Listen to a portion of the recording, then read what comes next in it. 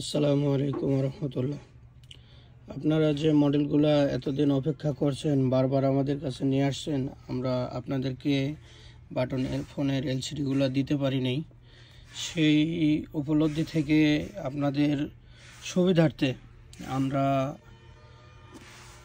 যে মডেলগুলো নিয়ে আসছি, আজকে নতুন কয়েকটা মডেল মাল নামছে, যা BL125, Symphony S80, Symphony B100, BL125 2.0, Symphony S80 2.8, B100 2.0।